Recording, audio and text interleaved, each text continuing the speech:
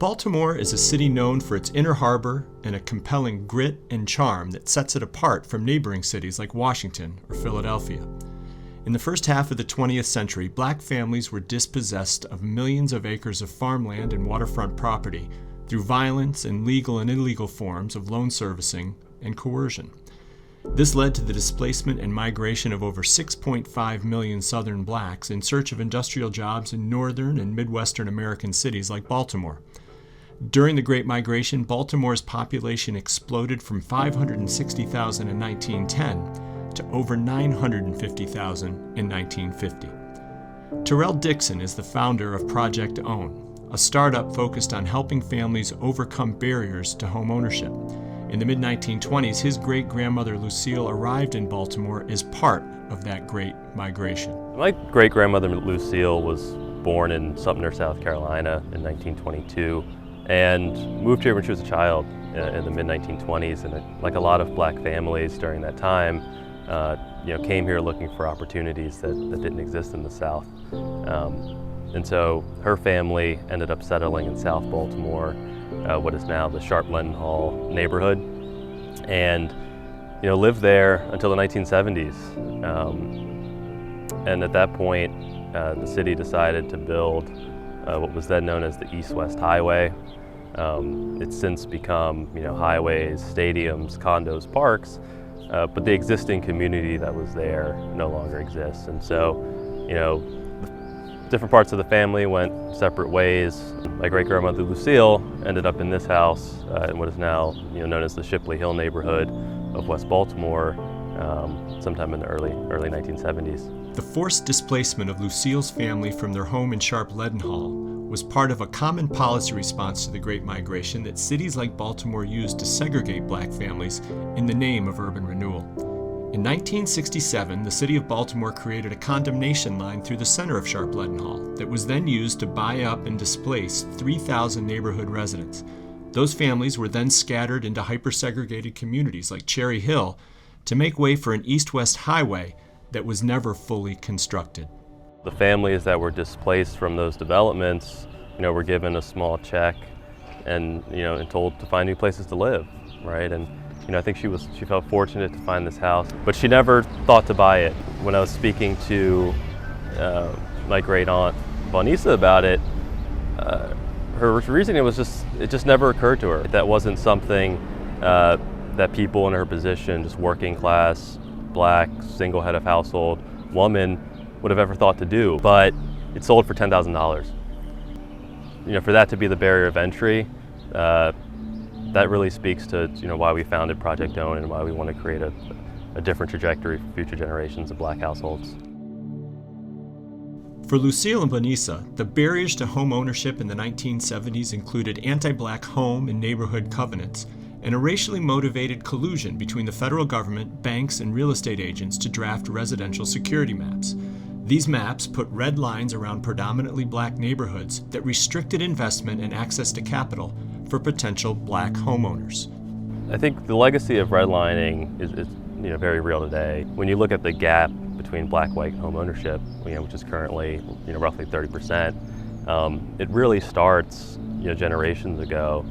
When people like my great-grandmother lived in homes that they could have afforded to buy, would have made perfect sense for them to do so given the fact that they lived there and that was their home, but they just never had the opportunity, either because of the legacy of predatory and discriminatory lending. The legacy of that is still very real today, and it's at Project Own, that's what we try to do, right? We try to work with folks to overcome those barriers.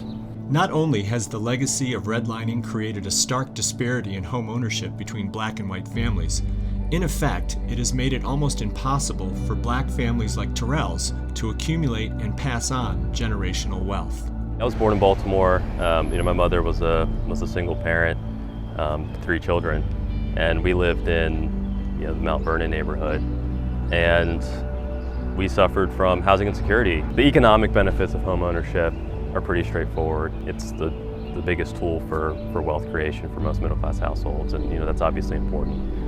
But I think equally important is creating safe and stable and healthy homes for folks to grow up in. And if you can do that at a meaningful scale, then you can start to see healthy communities begin to thrive again. Who is the Project Own client or customer? Who is it that you're trying to help, and what are you trying to help them do? So our service is technically available to anyone who's looking to overcome a barrier to home ownership, whether that be credit, savings, or just getting more familiar with the process. But in practice, 90% of our clients are Black women.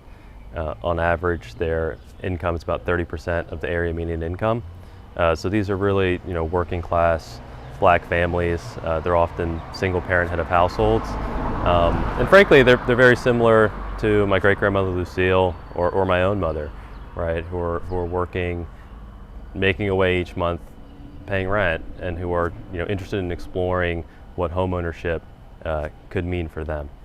What kind of experiences have your clients shared with you that's helped impact how Project Own has grown or changed? A lot of working class households don't have the luxury of taking off in the middle of the day and finding parking downtown and meeting for an hour and a half every month. And so that really created an incentive for us to digitize our services so that folks can meet over the phone, via video, or in person when and where made sense for them. Another thing we've learned is to not make assumptions. And so we sort of dug into the data and found that 92% of people who weren't making it to the intake phase were failing to do so because of documentation requirements. If that is the barrier to entry, then our job is to help people overcome that. We eliminated the documentation requirement, and in the first 2 weeks of that change, there was a 400% increase of folks who were matriculating to the intake meetings.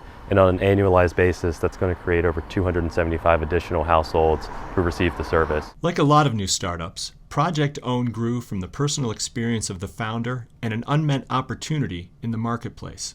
And it continues to grow and scale based on the needs and user experience of its customers and stakeholders. So our focus right now is to just prove at a meaningful scale that this work can be done differently, right?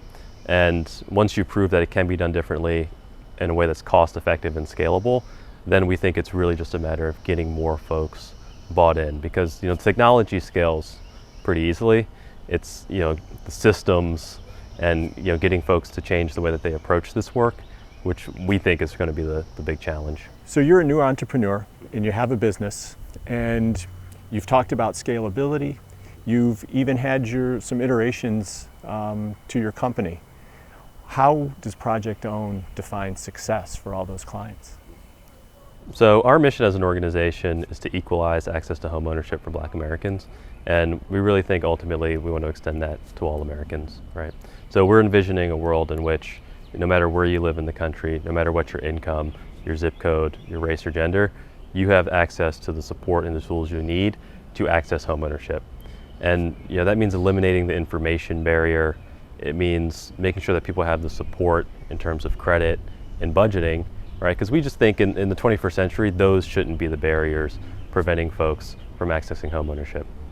By removing some of those historic barriers to home ownership, the success of Project Own may reach beyond the individual homeowners and extend into communities like Shipley Hill.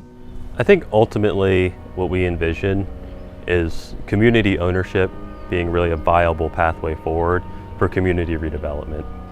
Unfortunately, historically, when communities like this do redevelop, it's often what folks refer to as gentrification. It's someone externally who infuses capital with the idea that someone else externally will come and live there. And what we envision is folks who are rooted in the community, or maybe folks who have historical ties to the community. For folks like that, they have the opportunity to buy into their community, to rehabilitate it, and to see it grow and flourish. We can't sort of undo the past, right? But Project Own, we're really envisioning a better future, right? And we think community ownership is really central to that. What do you enjoy the most about being a new entrepreneur of a new venture that's making an impact in your city? Mm-hmm.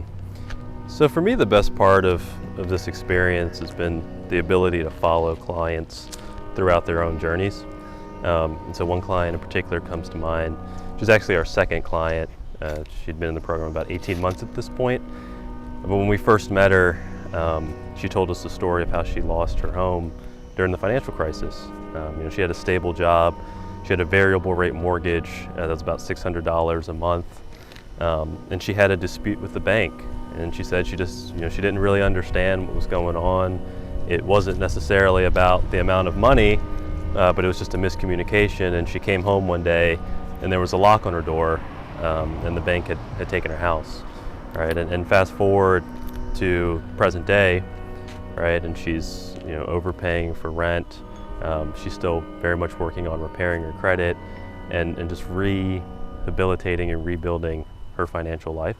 Fast forward 18 months, and she's increased her credit score by 97 points, right? And I think the thing that made me most exciting is in our last meeting, right, she asked if she could invite her daughter. And it reminds me of, my grandmother or my great aunt. For her to not only be going through this purchase process late in her life, but to be engaging her daughter and helping prepare future generations of Black households to have that sort of intergenerational opportunity. That's really at the heart of what we're trying to do, right? And to see that actually play out over the course of 18 months, stuff like that is really what makes the work worth doing. It's especially challenging for Black entrepreneurs to secure the capital and investment to start a socially minded company from funders who seldom look like them or share their life experiences. Tyrell describes pitching an idea rooted in his own life story to funders who may not personally relate to the mission of Project Own. I think my biggest takeaway from the fundraising experience and connecting with other entrepreneurs of color in various fields, right? I think they've expressed similar stories, which is that I think venture capitalists and other funders sort of intuitively ask themselves, can I relate to this product or idea, right? Which makes sense. But when you're doing something that is very rooted in your own experiences or the experiences of your community, there's sort of a limit to that empathy, right? And I think on the funding side, if the thinking shifts more toward can I personally relate to this experience, or how does this tool or this product meet the needs of a community, right?